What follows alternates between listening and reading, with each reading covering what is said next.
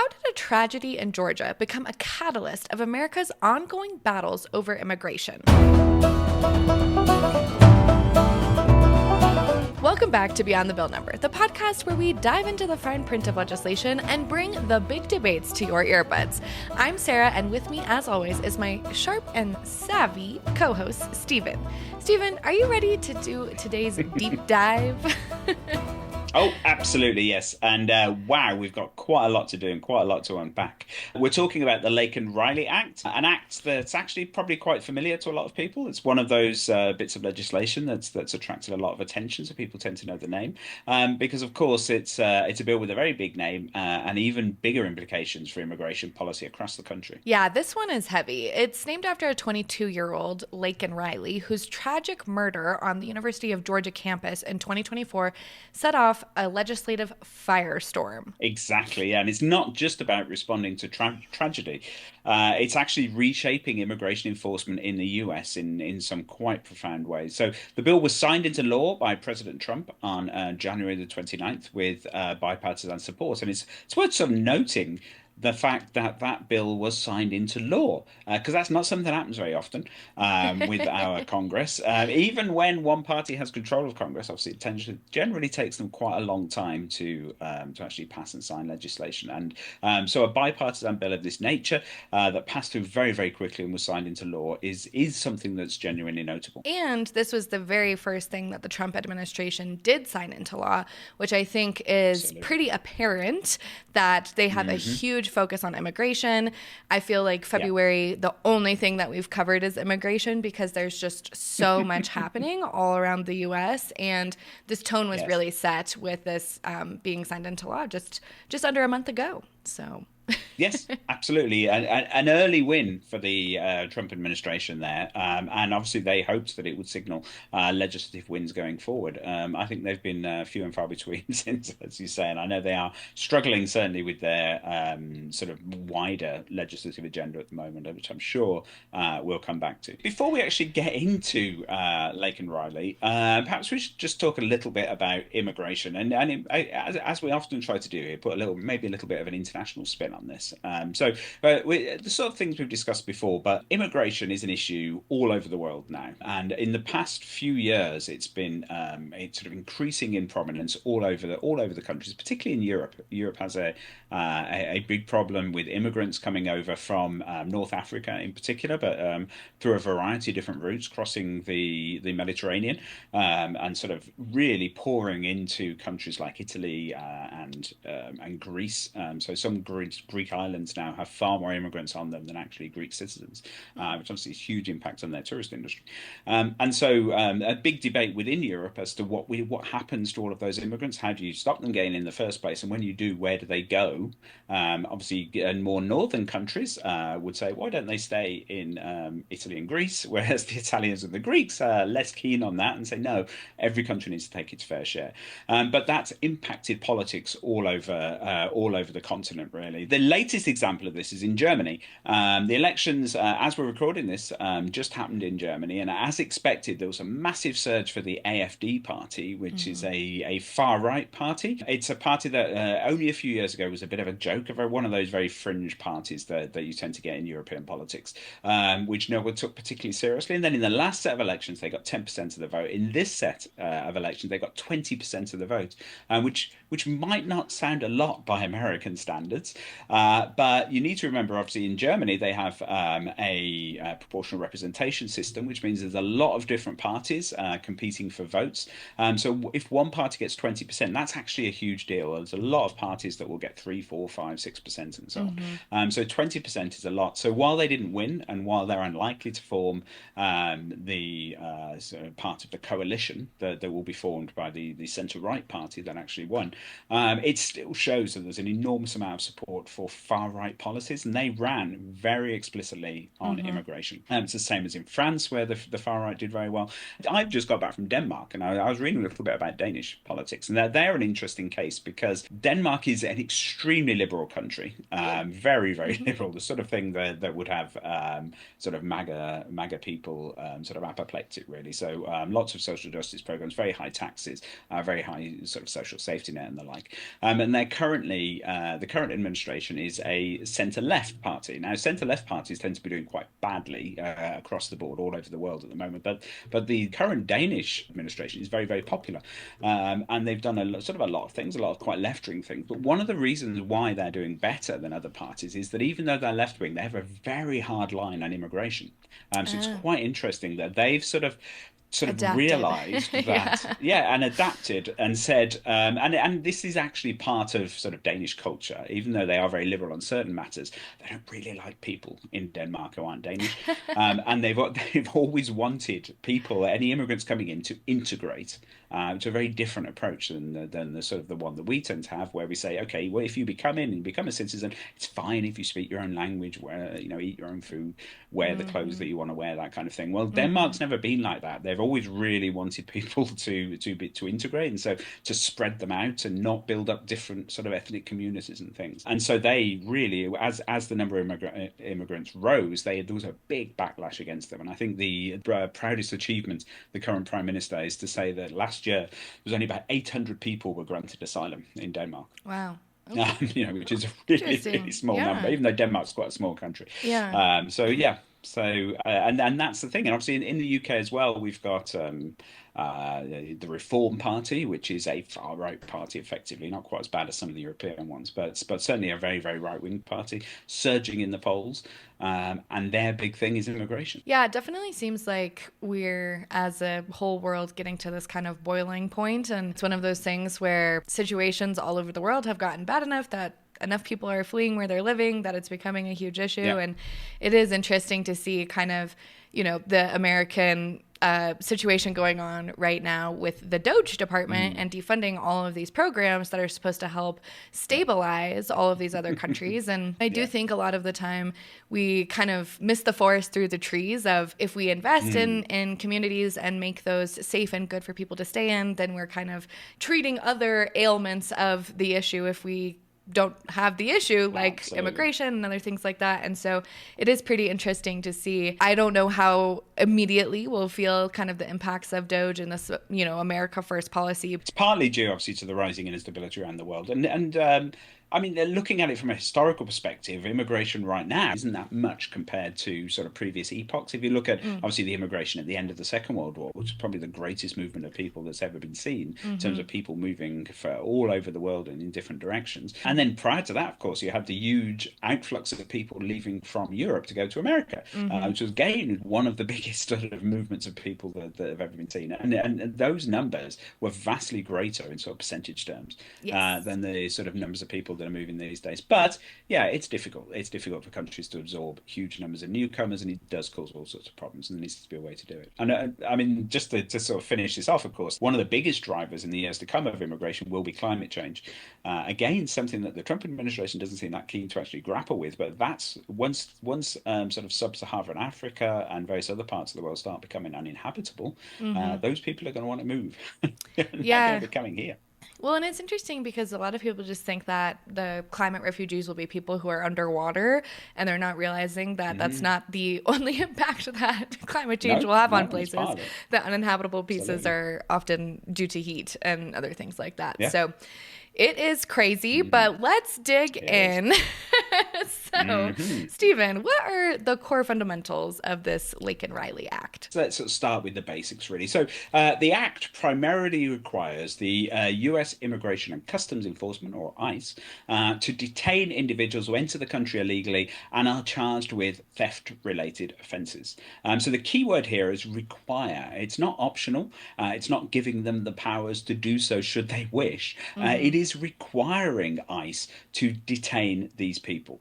And it also gives state attorneys general the power to sue federal officials if they believe immigration laws aren't being enforced properly. So again, if ICE don't do this, the state attorneys general can actually sue them, turn around and sue them, especially if they feel that their state is facing financial harm because of it. That is quite radical. And critics are saying this legislation could have some really serious unintended consequences, right? Oh, absolutely. I mean, it's very broad, very sweeping.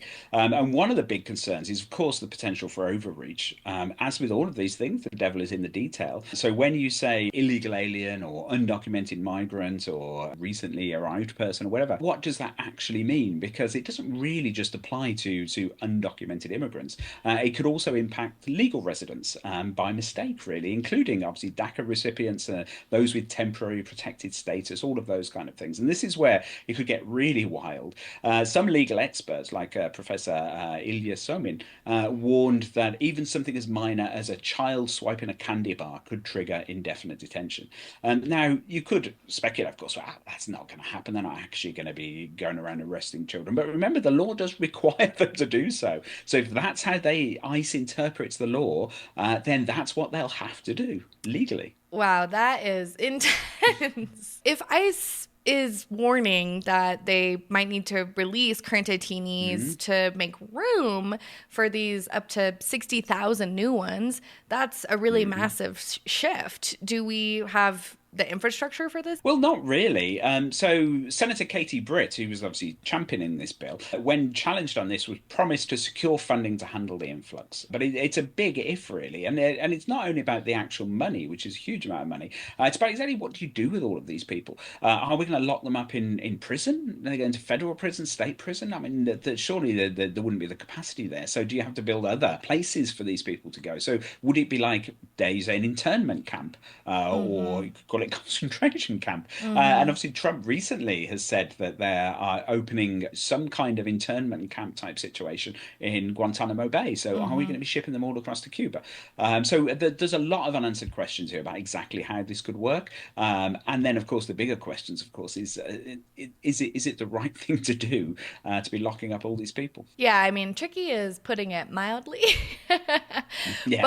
But a really interesting part of this bill is that it does have bipartisan support. So what drew Democrats like Senators John Fetterman and Ruben Gallego back to this bill? Well, I mean, I think as we mentioned before, when you've got a bill that's named after a student who was murdered, then it's very, very difficult to oppose that bill because it appears that you're somehow siding with the murderer, which isn't the case. But as a politician, obviously, yeah, you always have to consider the optics, don't you? But it's also that politicians are genuinely concerned about people's safety. It really was a visceral reminder of the potential dangers when immigration laws aren't fully enforced, and the danger of dangerous people in society. The emotional testimony from Riley's sister, Lauren Phillips, really struck a chord with people, I think. She said, I cannot walk around my own college campus because I'm terrified of people like Jose Ibarra, who, of course, was the perpetrator here. So it's a really powerful sentiment and swayed lawmakers from both sides of the aisle. But of course, you could be a little bit more cynical about this and say that they recognized following the election that strong immigration enforcement was a popular policy. It clearly came through in the and they just want to jump on that bandwagon, possibly. But perhaps that's a little bit unfair on the senators. Yeah, I mean, it is hard not to empathize with that. And it is interesting because it's hard to tell if we're just having more coverage over these violent attacks or if there are more violent attacks. And I know that there's even a lot of reporting coming out of Europe of a lot more issues with Afghan refugees, Somali refugees starting to inflict harm against people that we used to not see that way. And so it kind of, again, comes back to how can we invest in people in a way that makes this not be the case? Because, some people, they're bad apples. Like, that happens no matter where you're from and no matter where you're living. And if you're undocumented, documented, all of those things. But also a lot of these problems, especially with what this bill does include into it as a crime that is under enforcement for this, is sometimes people commit these types of crimes out of necessity, not out of malice. And so it's a pretty interesting situation. But at the same time, there is a balance, a delicate balance between safety and our civil liberties here. So are there any kind of comparisons to other state level bills on immigration that we should be aware of? Oh, yes, definitely. I mean, we've spoken about a lot of them over the past few weeks. We do seem to have a bit of a trend when it comes to talking about immigration recently. Maybe we'll need to look for some different topics in the future. But definitely, we're seeing a trend of aggressive immigration bills popping up. So Florida, which we've discussed, and I think we discussed last week, has introduced legislation with mandatory death penalties for undocumented immigrants who are convicted of capital offences, along with a raft of other really quite stringent penalties. And remember, of course, the Mississippi and Missouri, they proposed bounty hunter bills and life imprisonment for merely for being undocumented and actually being in those states. Yeah, I mean, kind of every week that we're talking about it, the proposals kind of seem a little bit more wild and a little bit more far reaching, and different states, different things. So there's a lot of different approaches in different places right now happening. And this Laken Riley Act feels a little bit more like a moderate bill in comparison. And, maybe that does bring us back to that Overton window shift that we've been talking about. Yeah. But it's still really pushing boundaries. And I'm really curious, Stephen, how does this fit into the broader national debate on immigration? Well, we again, as we've discussed before in previous weeks, is part of this larger shift towards state-led immigration enforcement. The federal government traditionally handles immigration, but as states become more involved, we're seeing a patchwork of policies, some extremely harsh, and obviously some states who are acting to protect immigrants. Supporters of the Laken Riley Act argue that it fills these enforcement gaps, but critics really worry that it opens the door to widespread civil rights abuses and due process concerns, of course. Yeah, that kind of seems like the classic tension between wanting to prevent tragedies and avoiding overcorrection. And with legislation like this, do you think that we're going to face a lot of legal challenges? How do you kind of think this is going to unfold?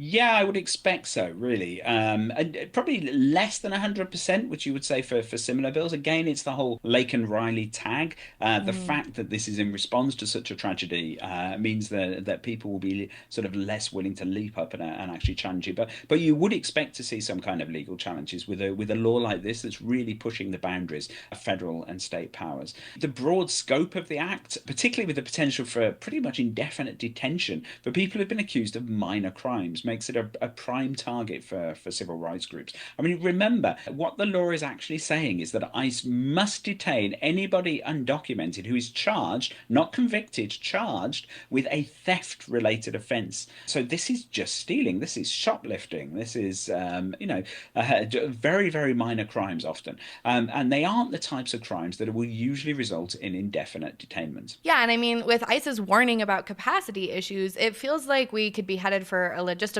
and legal nightmare. I remember back from Trump's first stint in office, we had a lot of coverage about the way that ICE was detaining people and the inhumane conditions. And, it seems like that's obviously going to repeat itself if there's this much of an influx of people. And, that should also probably bring along another legal nightmare in a little bit of a different way.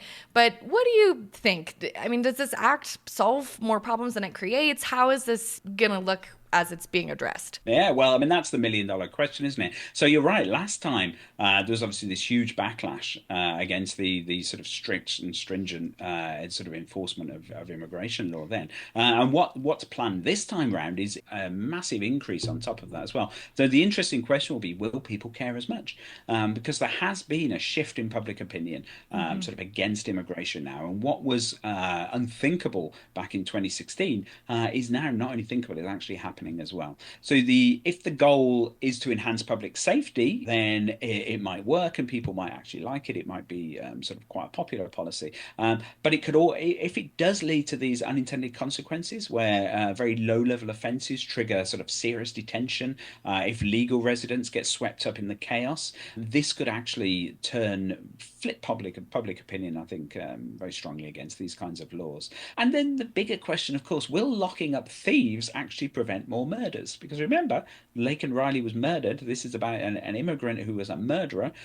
If you lock people up for stealing, will that actually help prevent such crimes in the future? I mean, I don't know how familiar you are with your 19th century French literature, but in Les Miserables, a very famous play, I've seen a book as well, and it was about somebody who's ended up spending 14 years in prison for stealing a piece of bread. So are we getting back to that? Is that really how we want to model law enforcement in the 21st century? You mean the movie with Anne Hathaway? I think that's what you're talking about. Movie, that's the one, yes. I guess only time will tell. And it's clear that the Laken Riley Act is more than just a reaction to the tragedy. It's kind of a bellwether for where immigration policy might lead us in the next few years. At least. Absolutely. And as we watch how this unfolds, obviously crucial to stay informed and engaged. So if you want to dig deeper, you can check out Issue Voters' full analysis. They do a really great job of breaking down both sides of the argument. Great plug, Stephen. And that's a wrap for today's episode. If you enjoyed our discussion today, make sure to subscribe, leave a review, share your thoughts. What do you think? Is the Laken Riley Act a step too far? Does it strike the right balance? And where are we falling between safety and civil rights? That's a very good question. Let us know your thoughts. And until next time, stay curious, stay critical, and keep looking beyond the bill number.